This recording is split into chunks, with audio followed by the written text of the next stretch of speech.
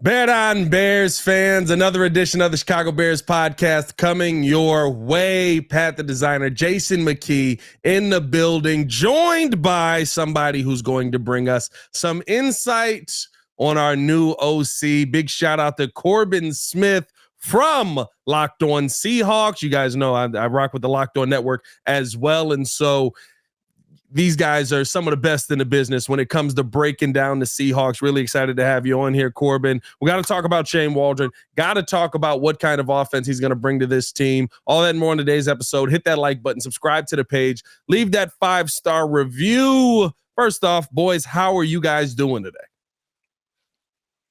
Doing good. First I want to give Corbin a shout out too. I know before we jumped on, I mentioned the Doug Baldwin jersey, man. Doug Baldwin jersey. From the same high school. So Gold Priest High School in Florida. I'm a Gold Priest High School alum. So shout out Doug Baldwin. Great person, great player, and obviously great Seahawks. So welcome Corbin to the podcast. Thanks for having me, guys. I appreciate it. Yeah, the Baldwin jersey, I had to go with Baldwin because I just don't think there's not a player that really personified Pete Carroll's always compete message better than what he did. No, for sure. I mean, you definitely got the right guy in the background. And I think it's so interesting, right, bringing up Pete Carroll, because the reason we have Shane Waldron is because of the surprise that Pete Carroll's just like, all right, I'm going to move up, right? He got kind of fired up, I like to say, right? Like he got that promotion where it's like, you're too good for us to get rid of you. But also, we need a different voice in here. What kind of went into all of that with Carroll? And all of a sudden, the surprise promotion that puts him in the front office. See, I didn't necessarily view it as a surprise because it felt like coming out of last season, the expectations, it was much different. Last year, 2 years ago, when Geno Smith was the starting quarterback for the first time, I think a lot of people thought the Seahawks were going to be the worst team in the NFC West. And for them to go out and make the playoffs, they vastly exceeded expectations. But this year, with that, you had all the young players going into year two. They had another really exciting rookie class. Yeah. So expectations were much higher that this team was going to win double-digit games. They were going to be back in the playoffs and potentially be a threat to the 49ers, Eagles, and other teams like that. And that ultimately did not happen. So I think this was kind of, I don't want to say it was an ultimatum, but I think that John Schneider and owner Jody Allen kind of felt like if we don't take that next step, and they clearly didn't. They started off 6-3, and then things fell apart after that for the most part. That's the second year in a row that the second half they've fallen apart. I think they just felt like at this point, we don't know if Pete is the one that can take this team to the next level at this point. And so I wasn't necessarily surprised by the move. It was still something I thought Pete Carroll was going to be back for another season, but at the same time, I wasn't going to be surprised if they made this move. And so here we are now, and the Seahawks, for the first time since 2009, are trying to find a new head coach. Yeah, Corbin, let's get into it, too. We know we've hired, Shane Waldron here as the new OC here in Chicago, a guy who was highly coveted this offseason to take that offensive coordinator position. And when I hear Waldron's name, I hear words like, great teacher. He has great experience. He's a great developer. He's creative. What do you think is his best quality as a coach is? I feel like this was especially evident last season in 2022, but I feel like you see a coach that really understands the personnel that he has around him. In 2022, the Seahawks were one of the top teams in the league in using 13 personnel. I believe they were second in percentage in that season, and they used Noah Fant, Will Dissly, Colby Parkinson as much as anybody, and that was a really fun tight end group, and that was part of the reason Geno Smith had the breakout season, because he threw the football to those tight ends, over 1,000 combined yards by those tight ends. And then you had DK Metcalf and Tyler Lockett on the outside. And so they were able to use all those weapons. I did not feel like, however, that happened this season. There were way too many times where it seemed like Waldron just kind of forgot, we still have all three of these tight ends. And they weren't heavily involved in the offense. And I think the other thing that was really frustrating is the lack of adjustments. I don't know that there was a better offensive coordinator in the NFL with scripted plays than Shane Waldron. The Seahawks had one of the best opening drive offenses in the NFL this year.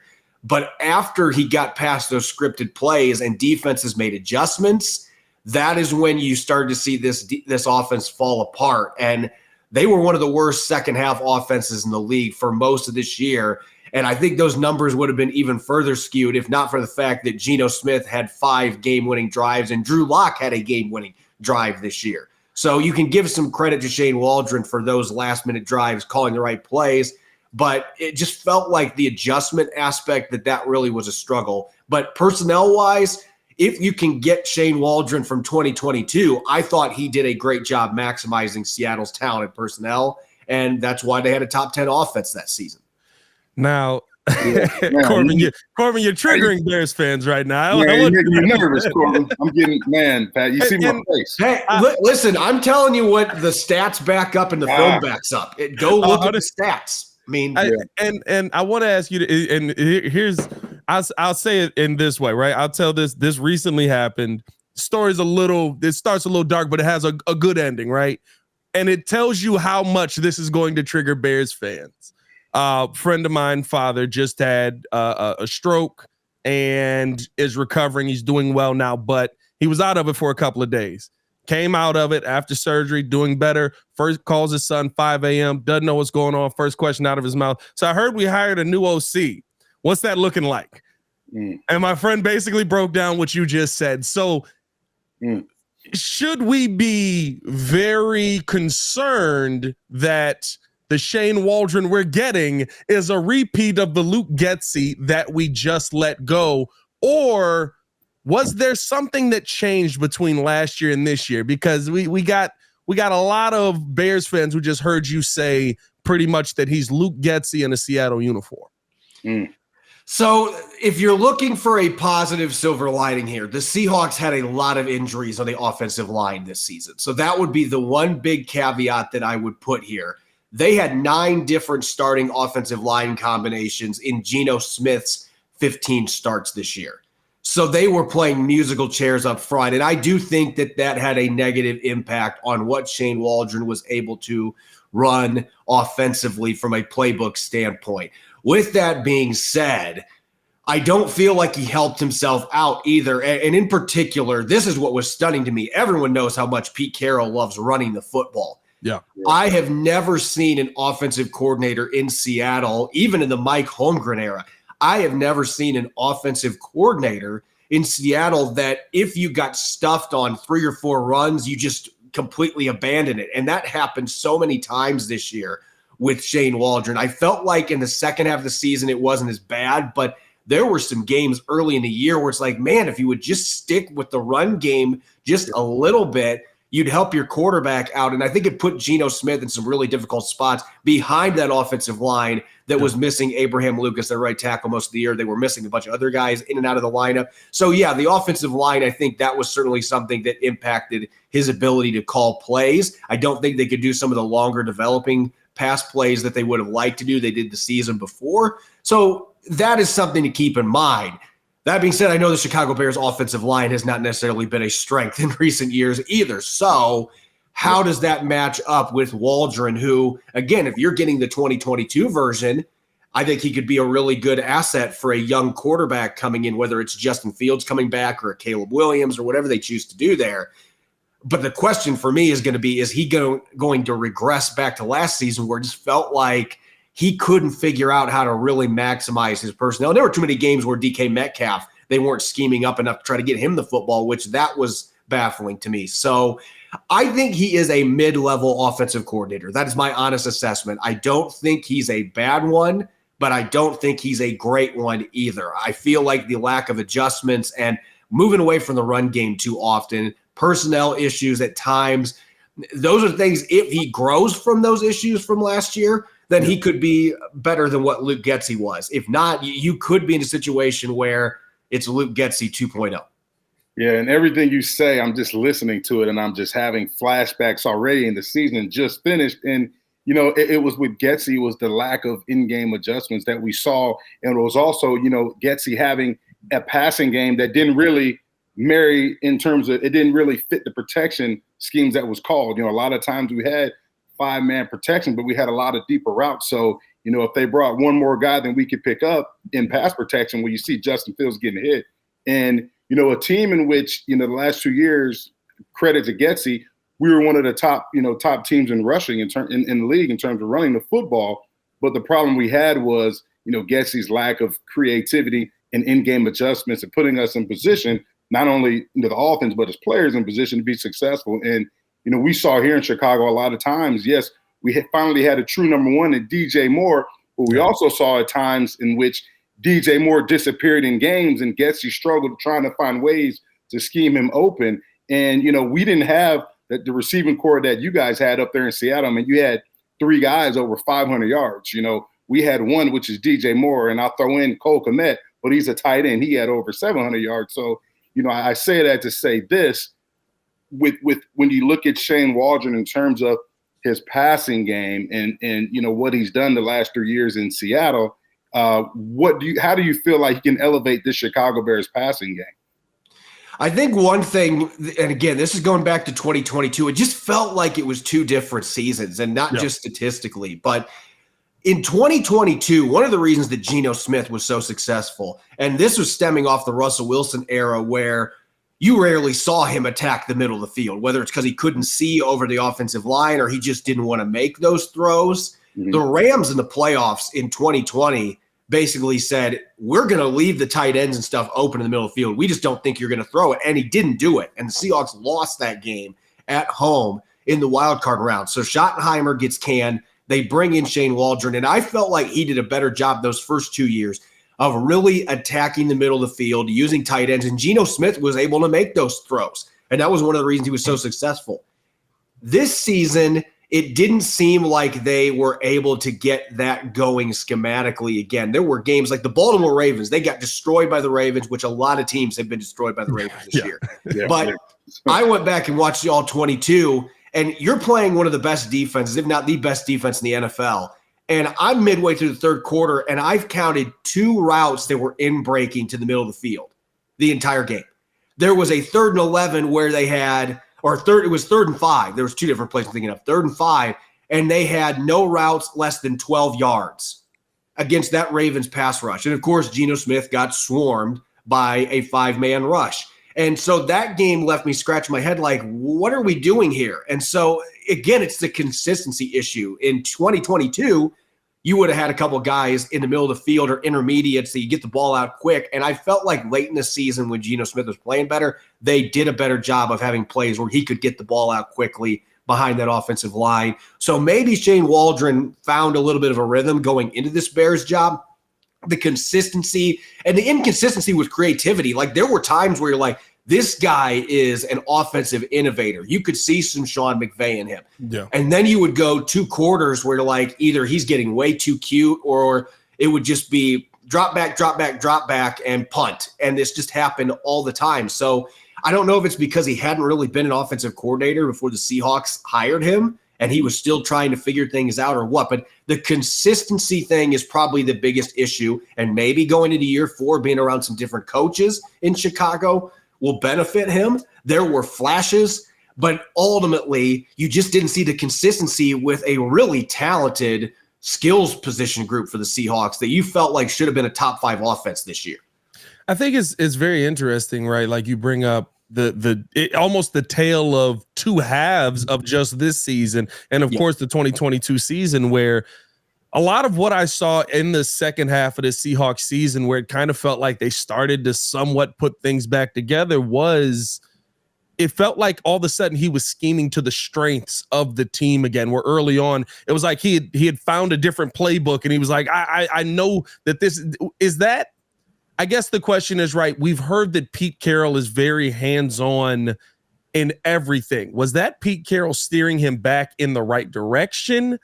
Or would you say that's probably Pete Carroll that had steered him away from that direction and Shane Waldron found his way back home? I don't know that Pete Carroll is as involved with things as what a lot of people believe. And I'm basing that off of Brian Schottenheimer too. Schottenheimer and Carroll had some frustrations in that Rams game, but I think ultimately, again, you go back and you watch the film, Schottenheimer's probably telling Pete Carroll, like, there's guys running open in the middle of the field, and my quarterback is not making those throws. Right. So I think there was some frustration there. And second half of the 2020 season, I do think that Carroll meddled some with that offense because they started to run the football a lot more. You didn't see that this year. That was never a shift. I think if Pete Carroll was really getting his hands involved in the offense, You would have seen the Seahawks really emphasize the run game in the second half. And let's be honest, they didn't. There were a few games where Waldron was able to stick with the run game. The Eagles game in particular, it wasn't working well early, but he kept with it, which is not something he did. He got very impatient with the run game throughout his time in Seattle, even 2022.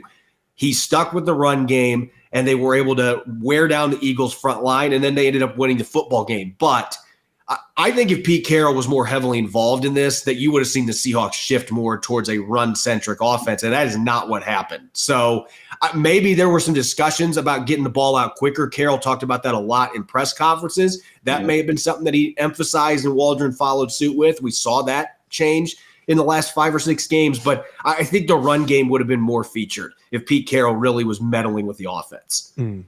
Yeah, Corbin, talk about, Shane Waldron's relationship with his players. Here in Chicago last year, we saw a roller coaster ride in terms of player press conferences. We've seen guys come out and say, hey, you know what, I wish we would have took more shots downfield. We even saw, we've even questioned Justin Fields' relationship with Luke Getsy here. Talk about Shane Waldron's relationship with his players, but his relationship with his quarterbacks in terms of Geno Smith. You didn't see any of that in the 3 years he was here. And, maybe there were some things that players wanted to say that they didn't. But I didn't necessarily ever get that vibe, especially from Geno Smith. He always made sure to laud Shane Waldron for his scheme and play calling. The running backs lauded him for his play calling. Offensive linemen loved playing for him. I mean, in general, if you're looking for one area that should be a positive that makes you optimistic, I don't think Shane Waldron ever had any enemies in that locker room. I think that the players backed him. I think the players believed in what he was calling, even if in hindsight you could look back and say, well, I wonder why we're not using our tight ends more, or why is the running game being swept under the rug after one quarter because, we had a couple runs that got stuffed.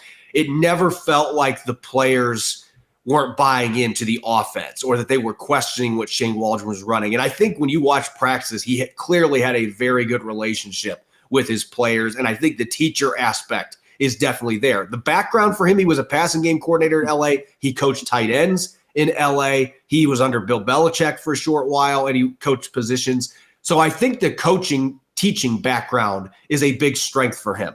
It really just boils down to, is he going to learn from some of the mistakes he had in 2023? And is he going to maximize the personnel that you have in Chicago, which is not going to be the personnel he had in Seattle? Yeah, it's a very different personnel group, and we could say that for sure. We got DJ Moore and everyone else. But I think what's funny about Shane Waldron coming here and you bringing that up about the relationship and the different things that he's been able to have with the players was that seemed like such a disconnect here in Chicago. So it is a breath of fresh air, at least that it seems like he works really well with his players and his players do believe in him. When you see that dynamic though, right, taking that guy out of the locker room, what was the vibe around, I guess, Seattle, around the team, around the fans when you found out Shane Waldron wasn't coming back? Because I saw early on, right, in 2022 where it was like, yeah, we might have to move on from Pete Carroll to keep this guy as a head coach. And then in 2023, it was like, we're okay. Where's the vibe on Waldron not being there anymore? Does it feel like it's a loss for the team, or does it feel like you've kind of got a breath of fresh air coming in? Well, this is just my assessment. This is my personal assessment. This is what I think, and then coupled with fans. A lot of fans, I would say the general fan consensus agrees.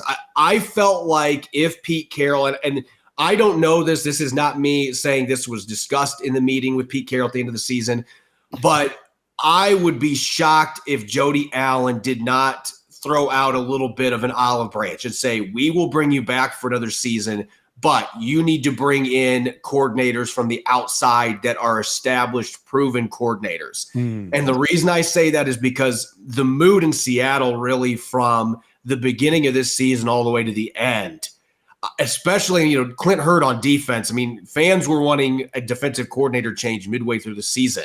Yeah.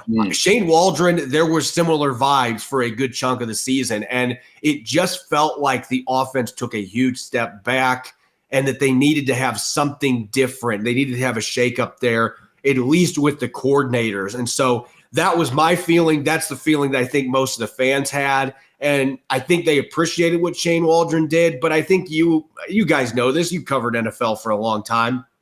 When you're a coordinator, the not for long moniker, I think it really comes to the fold, because if your system starts to struggle, it only takes a couple games and that seat gets hot really fast. And the problem was that there just wasn't consistency on offense all season long. And they didn't really have any major injuries away from the offensive line. They had their quarterback for most of the games. They had their receivers. They had their tight ends. They had both their running backs for the most part. And yet this offense was it was in the bottom half of the league in points. Like that, for many, including myself, was just unacceptable. And so I think the general consensus was it was time to move on from him. So I don't think fans are upset necessarily about it. I've seen a few fans that have said, well, if we had the right head coach with him, I think we could have made it work. But I think generally fans felt like, okay, he did some good things, but it's time for us to have a fresh start with the offensive coordinator. Yeah, Corbin, I want to ask you, in terms of what you've seen the last 3 years in Waldron's system, what quarterback do you think would be a better fit? Now, if the Bears keep Justin, is Justin a better fit, or do they go on and draft the Caleb Williams? Which quarterback do you think is a better fit for his offense? You know, honestly, of those two, I would say Caleb Williams, because I think Caleb Williams is going to be able to throw those passes into the middle of the field, into the teeth of the defense, the way that Geno Smith did, at least similar. I'm going to say something that Bears fans are going to bat an eye at a little bit, though. I actually think Drake May would be a better fit for Shane Waldron's offense, personally. With his pocket passing ability, I just see more similarities to what Geno Smith has done with a higher ceiling with Drake May. And so I'm not saying the Bears are going to draft him. I think if they're drafting a QB, it's going to be Caleb Williams, and he clearly has incredible skills. But Drake May, to me, is the better pocket passer, at least at this point. And Shane Waldron's offense, there's a lot of West Coast in it.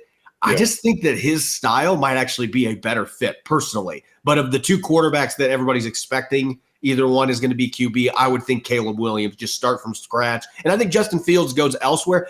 Maybe Seattle with the new head coach. It could be one of those rotating musical chairs things. And I think Justin Fields could find some success with another team, fresh start for himself.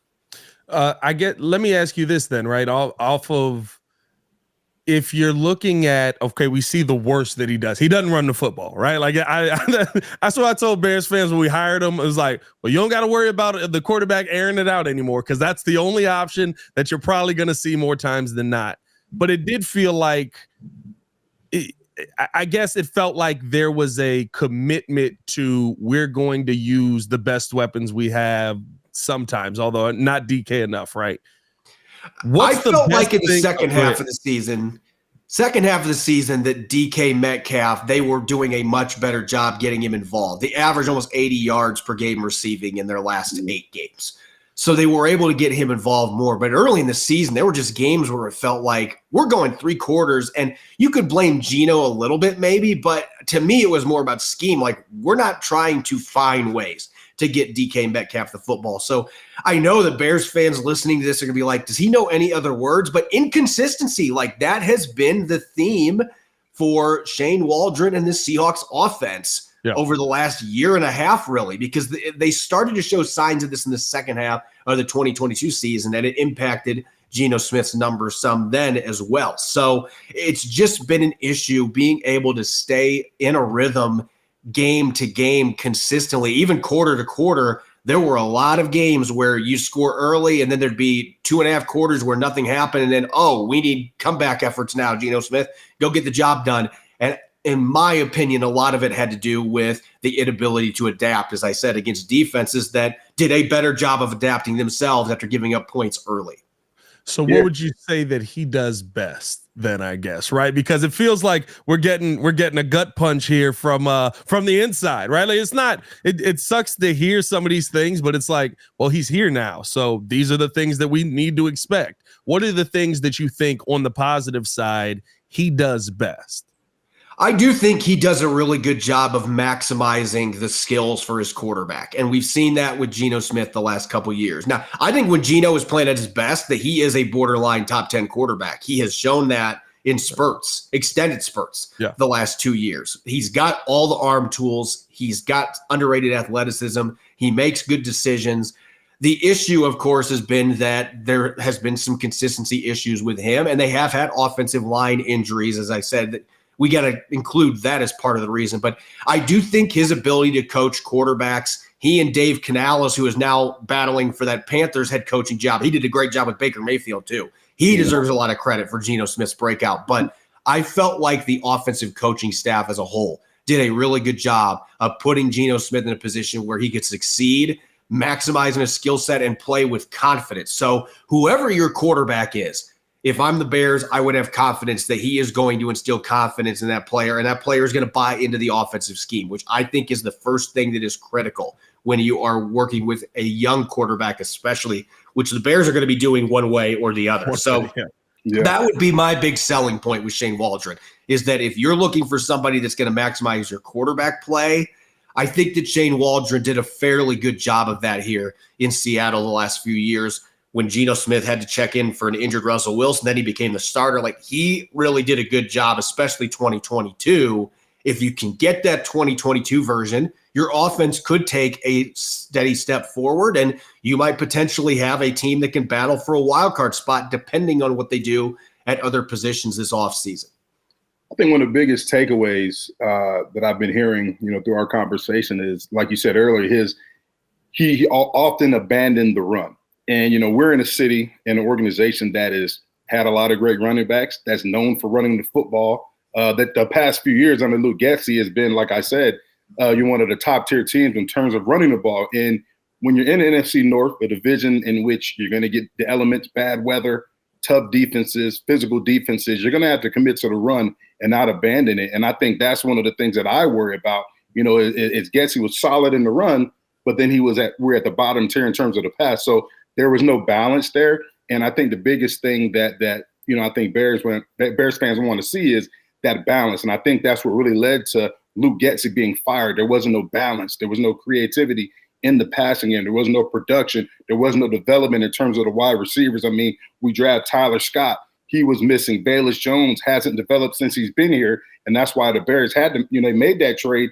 And thank goodness they were able to get DJ Moore, because if we didn't have DJ Moore, I mean, I don't know what that pass game would have looked like. And, so that's my biggest thing. I think, with Waldron coming here, what ways can he, he's going to have big shoes to fill in terms of the running game. And we got to give Getsy credit where credit is due. He did have an effective, running game. But the one thing I think that'll be a benefit to Waldron coming here is, the Bears retain their offensive line coach. So, a guy who's responsible for, that running game and putting together those runs and while we had success running the ball. So, I think if he can adapt and be able to work with, Coach Morgan, the offensive line coach that the Bears retain, and I think that would be his biggest ally in terms of helping him, continue to maintain that identity here in Chicago in terms of running the ball, but would also help, the passing game. And I think that's why, he was attractive, because they feel like he's able to, like you said, be able to work with whatever quarterback who's here, whether it's Justin, whether it's Caleb,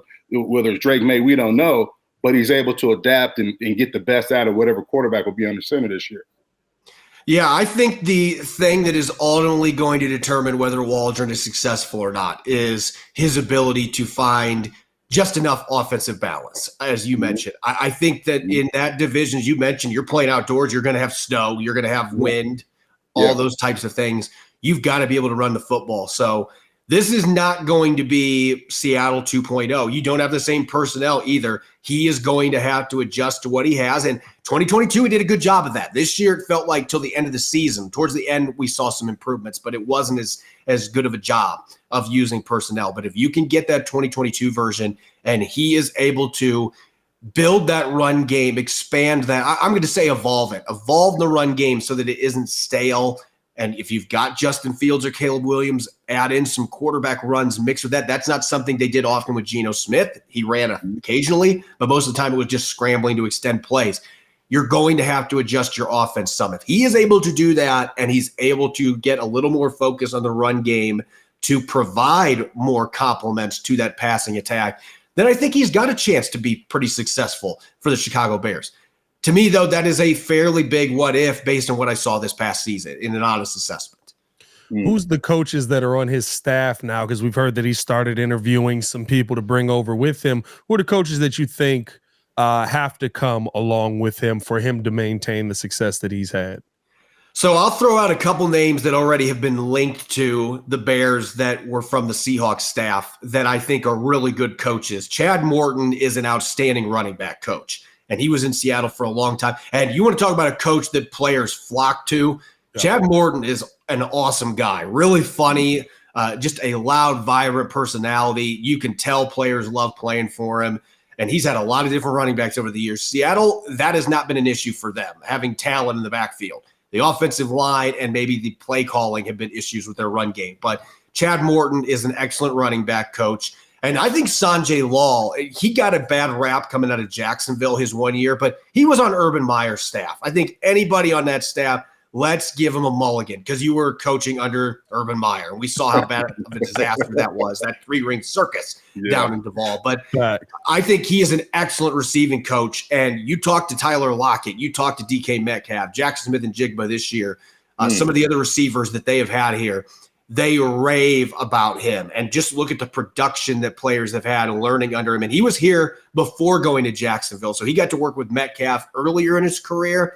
And Lockett has vouched for him multiple times. I think he's been arguably their best assistant coach the last couple of years. So if the Bears can bring him in, you could have a few other receivers develop along with DJ Moore. He has proven he can do that when guys are healthy. I mean, Jake Bobo, undrafted rookie this year, made some contributions, and Sanjay Law loved him. So if you can bring him in, he is one of the assistants that I was kind of hoping, whoever gets the Seahawks job, will you come back? Because he was one of the few assistants that I felt like you want to keep him around. So if the Bears can get him to me, that's a big addition. Don't listen to Jaguar fans. Again, that year was a disaster all the way around. This guy can coach, and he knows how to get to younger players and really develop them. No, I'm excited. I hope he comes over because, like I said before, when you have DJ Moore and then everybody else, and that receiving core is still going to remain young. If the Bears are going to bring in some new rookie receiver, it's going to have to be developed. Obviously, you have a veteran like DJ in that room who can, speed up that process in terms of development. But I think that's the biggest thing that we've seen here in Chicago the last few years is the lack of development with our receiving core. So, we talk about, they talk about Justin not being elite in the passing game. We always say, well, who is he throwing to? You look at last year before DJ Moore came, who was he throwing to? This year, the only person he was really throwing to was DJ Moore and Cole Kmet. So, I think you hit it spot on in terms of bringing over Chad Morton, who was also a former player. Players gravitate to former players, and we've seen the success that a lot of former players have had as coaches and head coaches now in the league.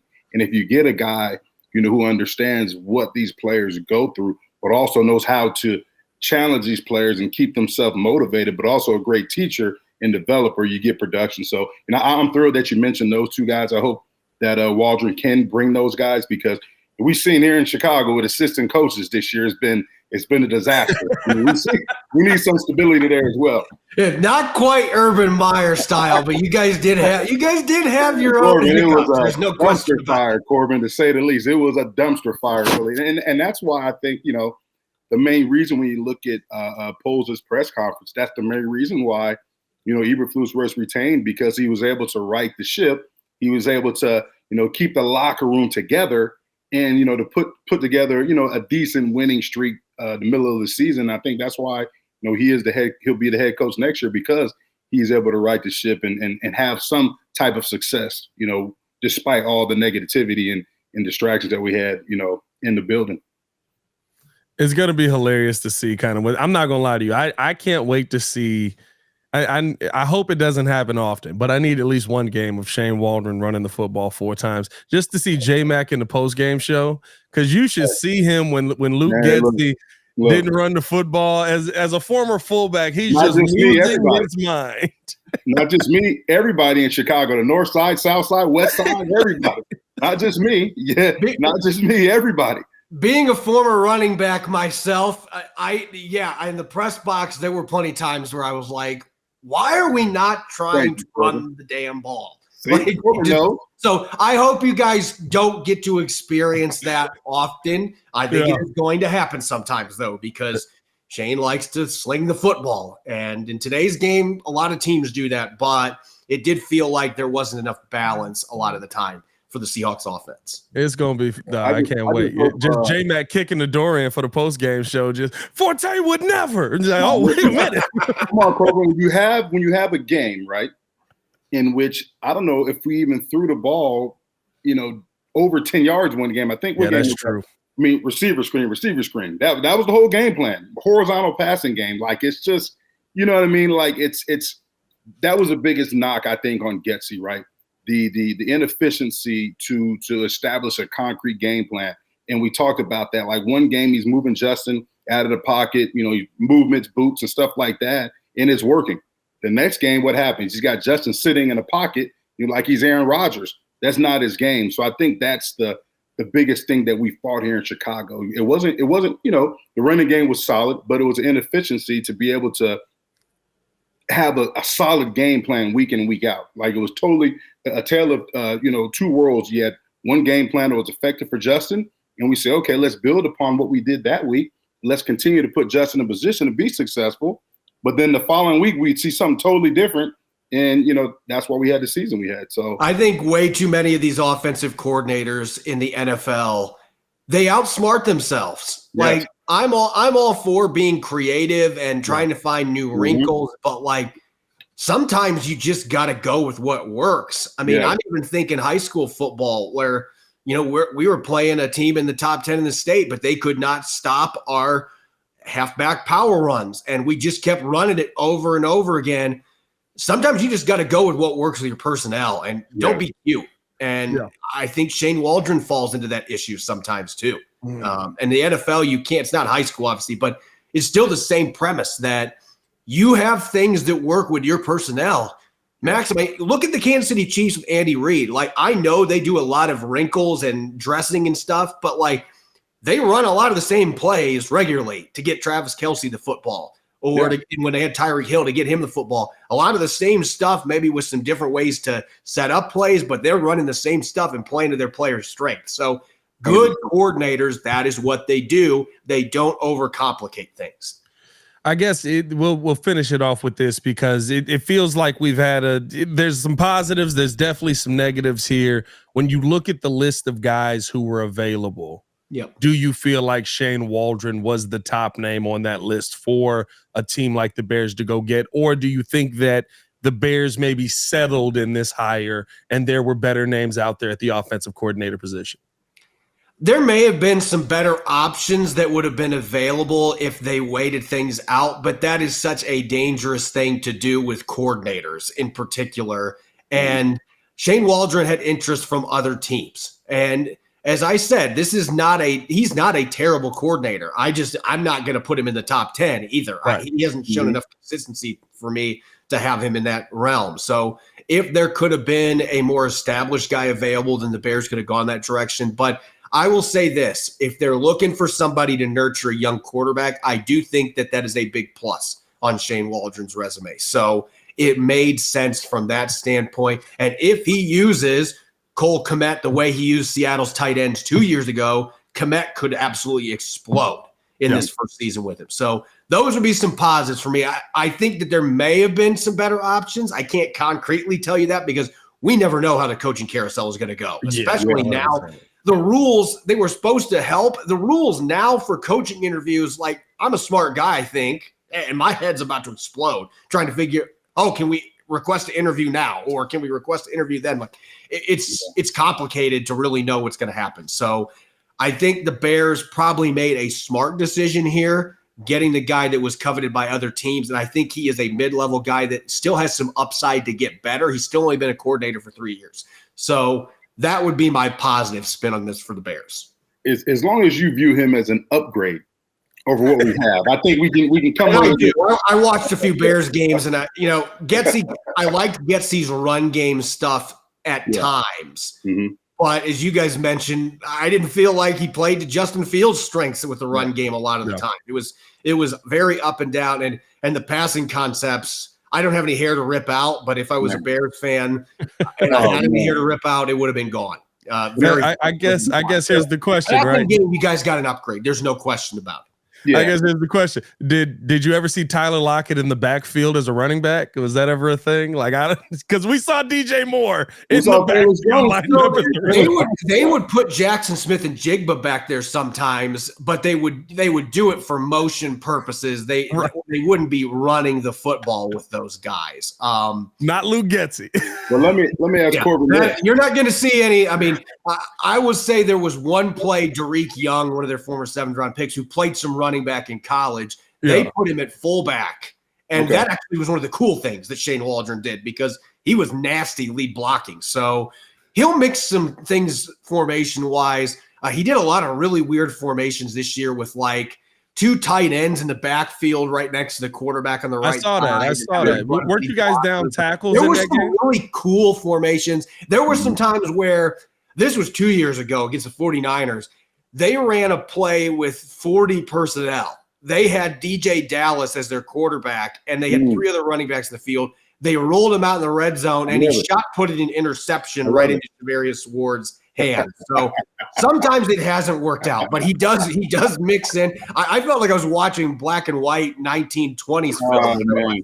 So hey, I love that. I love that 40 personnel because the running backs were in there. But until you told me the result of that play, come on, now, it was one of those when I took the snap. I was like, "Oh, this is cool," and they were like, "Yes, yeah, no." But let me ask you this, Corbin. Right? So, how was his short yardage package, his game plan, or the identity? Because here in Chicago, man, short yardage. There's been times where we've seen Cole Kmet under center. We get stopped. Justin's under center. We get stopped. We've seen jet sweeps to to Tyler Scott get tackled for a loss, on 3rd and 1 or 4th and 1. Let's talk about Shane Waldron's short yardage package.